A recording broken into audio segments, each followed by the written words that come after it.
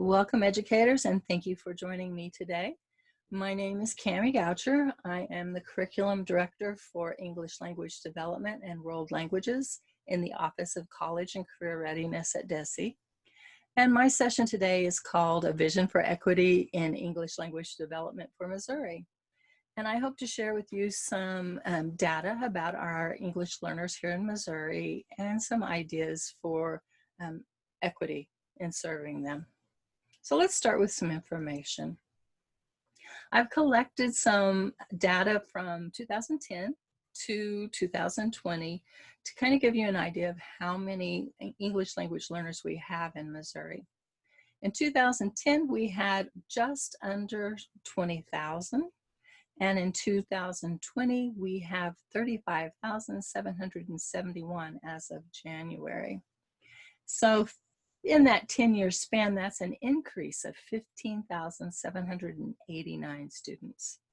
And this increase is evident throughout the whole United States. I think as a nation, we have had a 60% increase in the last 10 years. In Missouri, it's growing at about 14%. So there's an interesting link here at the bottom. If you click on this, it will give you a report from the Department of Education, and you can zoom in on Missouri to see where the hotspots for population of English language learners are. And some of them will surprise you. They base the information off of the percentage of English language learners in comparison to the total learners in the district. So like St. Louis has actually a smaller percentage of their total population. I think it's 3% of the whole population, but they have over 1,000 ESLs in their districts, where I think it's Milan is our top, and they have 25% of their total population. I think there were like 400 students in the whole district, and under 200 of them are around 150, I think it was, are English language learners. So it's based on that percentage against the total population. But it's a very interesting information to find on this USED website. All right, moving on. So there are 3 types of English learners in Missouri. We have immigrants who are born in a different country, and most of those, when they come to the United States, are older students. Some have attended school regularly, some have had very limited schooling, but most of them that come as immigrants are slightly older students. The second group are born in the US to foreign-born parents, and that's where the majority of our English language learners are today. However, what I am seeing now, a lot of the parents are also now born in the United States. So we've gotten to this next generation where initially it was foreign-born and then US-born children. Now the parents are also the ones that have been born in the United States, and their children are being born in the United States as well. So more and more are being US born, but they still speak another language. And then we have the third group, international adoptees, which are English-speaking parents that adopt a child from another country. And what we find with those students is generally within 6 months, they start losing their home language, and they no longer speak or understand their own language very well. And they start to pick up English, which is kind of sad. Speaking about languages, we have reported 170 different languages in our schools in Missouri. 57% of those speakers are Spanish speakers. 4% are English, and this goes back to those students who were born in the United States. Those students, when they're preparing for school, a lot of them are learning English, but it's not proficient English. and fewer are learning their home language. So they're kind of between the two languages. They don't speak English well, but they also don't speak and understand their home language well. So when they enroll, their parents are listing them as English speakers, even though they are not proficient English speakers. So that's why we have the English there. Then we have 3% Somali, 3% Bosnian, 2% Vietnamese, Swahili, Chinese, and Russian. And the remainder of the students are languages are 1% or less. So that's the breakdown of languages.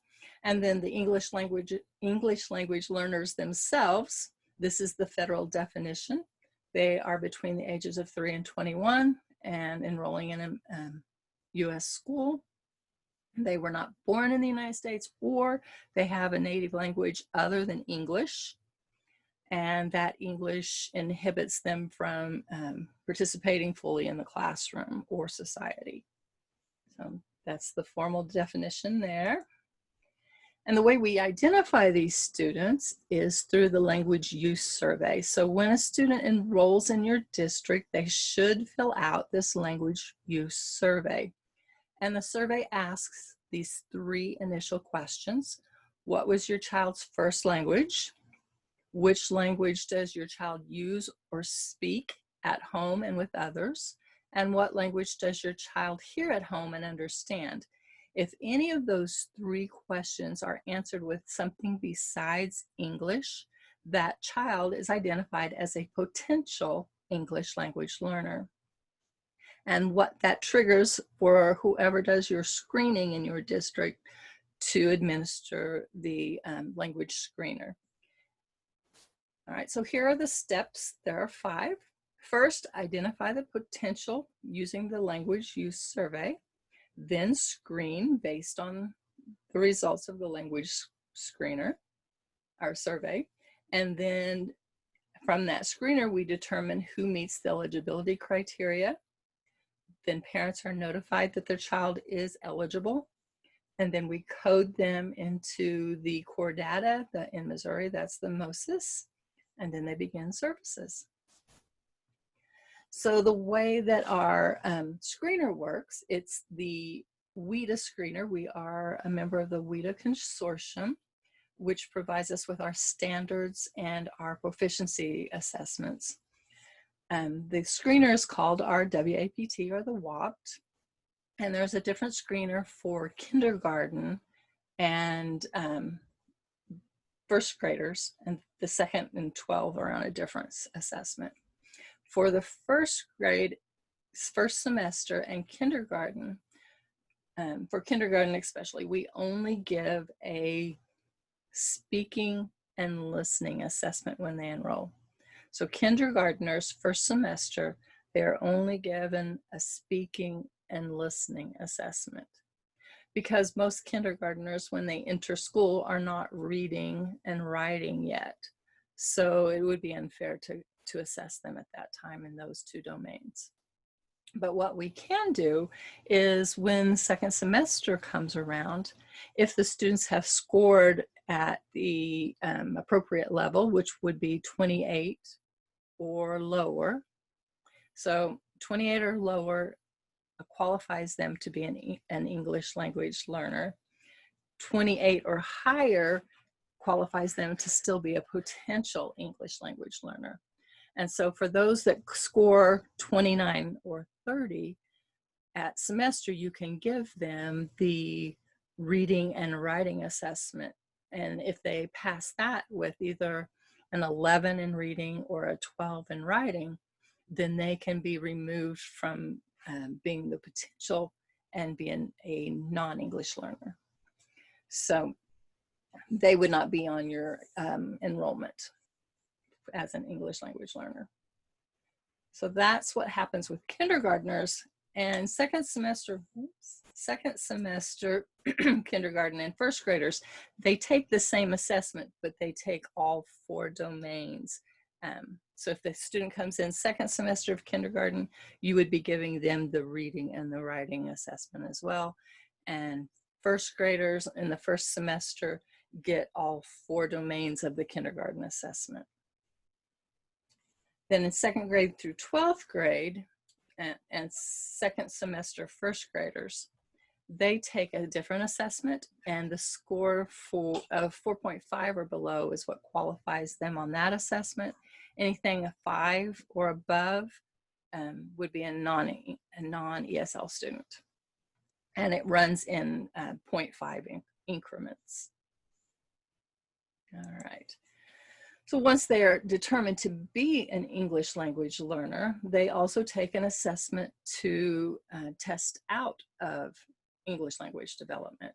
And the assessment that we give them each year in the spring semester, usually in February, March, is called the Access Assessment. And this is the test of language proficiency. And in order to be exited from the English language development program, they have to score at least a 4.7. And the scoring system runs from a 1 to a 6. 6 is the high and 1 is the low. So anyone 4.7 or above should be exited unless there is evidence in a portfolio that proves that they aren't quite yet ready. And that does happen. Sometimes we get a false positive where they test really well, but it isn't very indicative of how they perform in the classroom, or the teacher can definitely say that, no, they aren't ready. But we have to have evidence that proves they should not be exited. So because they're expected to be exited if they score the 4.7. And the same goes true with below a 4.7. If they get very close to a 4.7, but maybe they performed poorly on the writing assessment and it just kept them from meeting that 4.7 breaking point. If you have portfolio evidence that proves that their writing abilities are wonderful, even though they didn't score well, then you can use that portfolio evidence to help support that they are ready to be exited. So the portfolio evidence works both ways. You can use it to keep them in if you don't think they're ready to be exited, or you can use it to validate that they are indeed ready to be exited if they don't quite score well enough. But you have to pair that with your access information. All right, so that's how they are exited from the program. And this goes over the portfolio evidence. And the district that I came from, we started it when they entered the program and kept it from year to year. I think that's a good idea because it gives you information if they ever get referred for special education, or if there are questions about whether the student is making progress or not. You always have that data that you can pull up. We kept in it speaking examples, writing examples, some formative assessment examples, just evidence of their work that shows where they are. So it's a good idea to keep, and it can be used again with your access score to determine whether or not they're ready to be exited. And most of the students who are in Missouri, this is last year, based on last year's 2017 to 2019 information. Most of our students are at the 3-4 level, which is intermediate. This would be level 1, and level 2 would be your newcomer students, who most of them have been here in the country 2 years or less. And then after the 2nd year, generally they're in this area, and they tend to stay in the level 3-4 area for a couple of years as they're learning academic language and the more complex skills. Because the access test is very rigorous and it is difficult to pass, but once they pass it, they usually outperform the mainstream classroom students, the English only speakers. And over here you see this level 5-6 student that are still in the program. Those would be some of those students who didn't test appropriately, that we kept them in usually because it wasn't indicative of how they perform in class. So that's why you have a few of these 5s and 6s on there as well.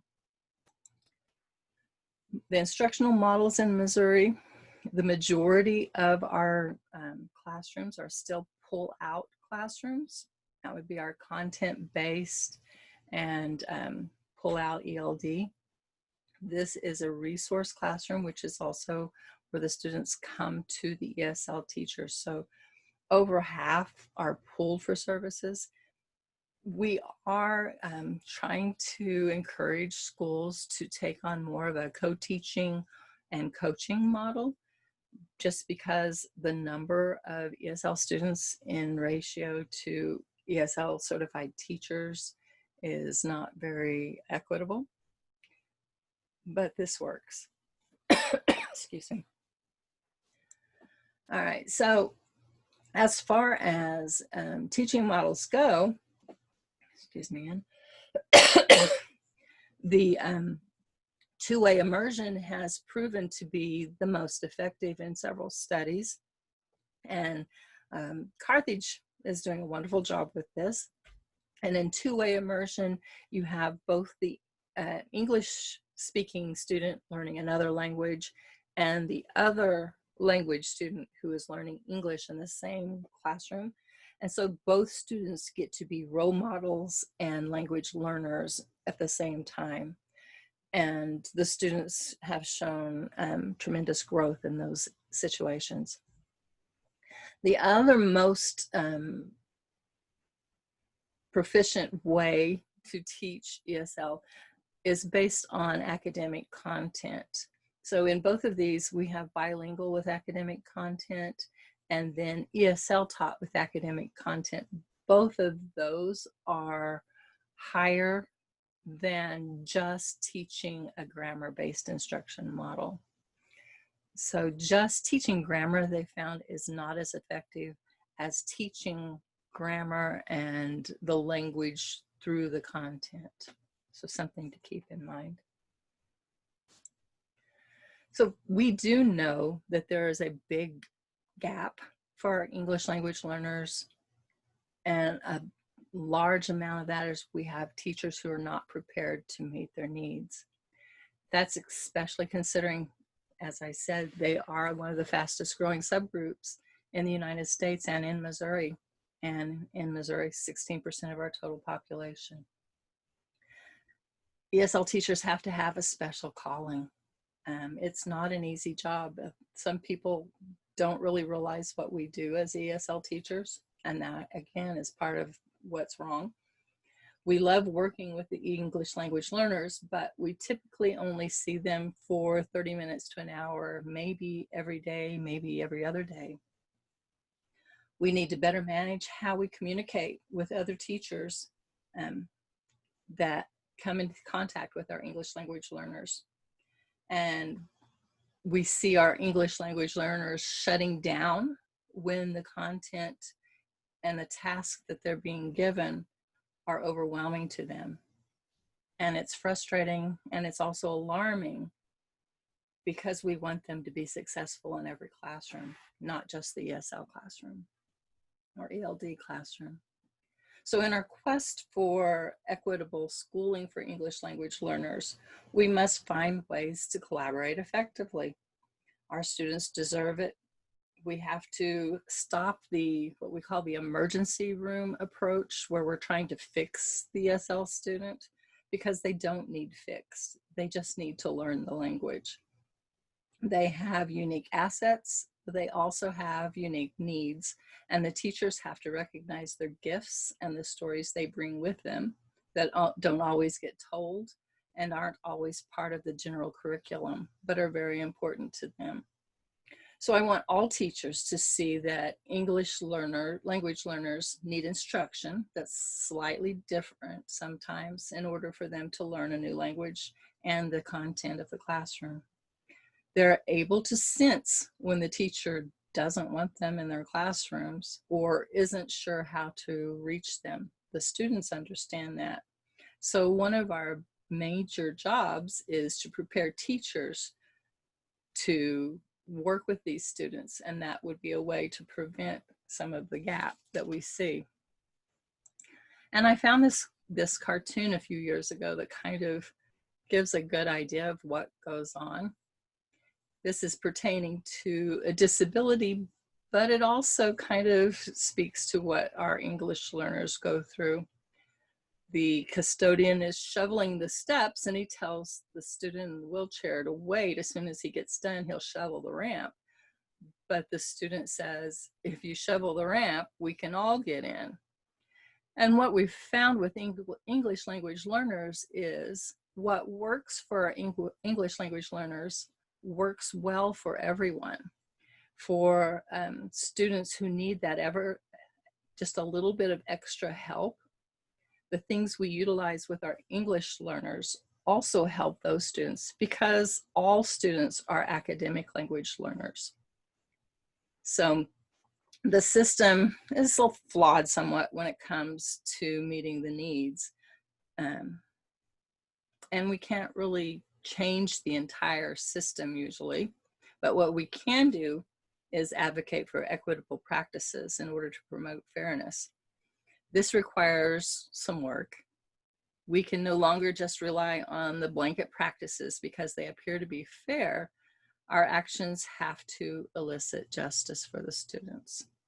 So often when we think of and address the needs of our most vulnerable students, that includes our language learners, if we think of their needs first and meet their needs, we more easily meet the needs of all students.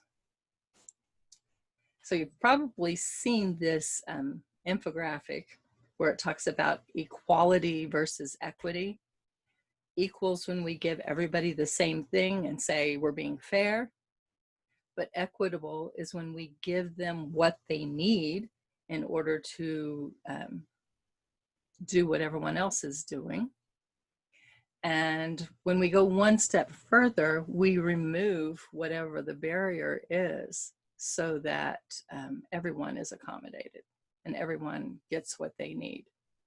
And this is what we call justice. So even in this situation where we've removed the fence and put up the chain link, this student, the taller student, has an advantage because he can see over the fence. So he still has a little bit of an easier view.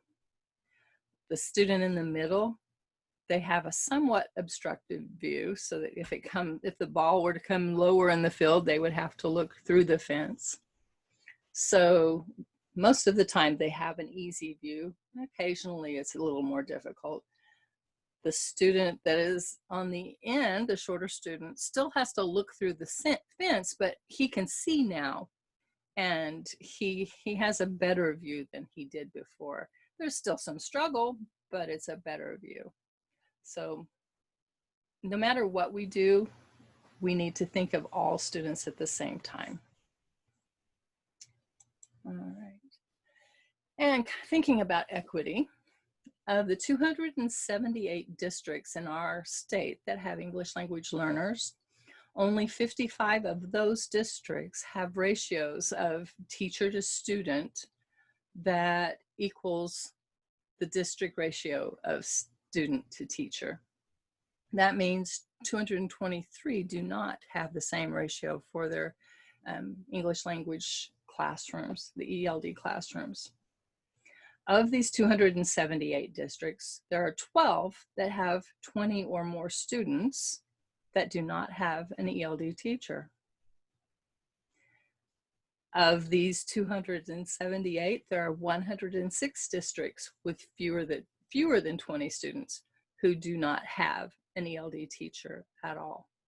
So the students in these districts do not have a certified, qualified English language development teacher working with them. They're having instruction that's given to them by either a classroom teacher, sometimes the special ed teacher, sometimes the counselor, a couple of cases, the principal. So different people are providing them with assistance, which something is better than nothing, but they're not being served by a qualified English language development teacher. That is not equitable to our students. We're also not equitable to our English language development teachers. Like I said before, the standards, this federal guidance says that the ratio should mirror the classroom. And in Missouri, the standard right now is 17 to 1 as the state average, 17 students to 1 teacher, which we know there are more than that in most classrooms, it seems like, but that's the state average. Most of our ELD classrooms have an average of 50 to 60 to 1. So it's not equitable. And the reason that's an issue is the ESL teacher, ELD teacher, has to teach ELD standards, grade level standards. If we're following what we know as best practices, where the ESL, ELD teacher is teaching language through content, the ELD teacher has to know their ELD standards, the Missouri learning standards, excuse me. They have to know the student's proficiency level, and they have to know the grade level curriculum. So say this scenario here of the teacher has 56 students and they are pulled from 15 different classrooms. So that ESL teacher or ELD teacher is working with 15 different daily lessons and different grade levels, different proficiency levels. That's a lot of work. They have to be aware of all those things and coordinate it to provide the best education for those students. And on top of that, they have paperwork, perm files, data files, state reporting.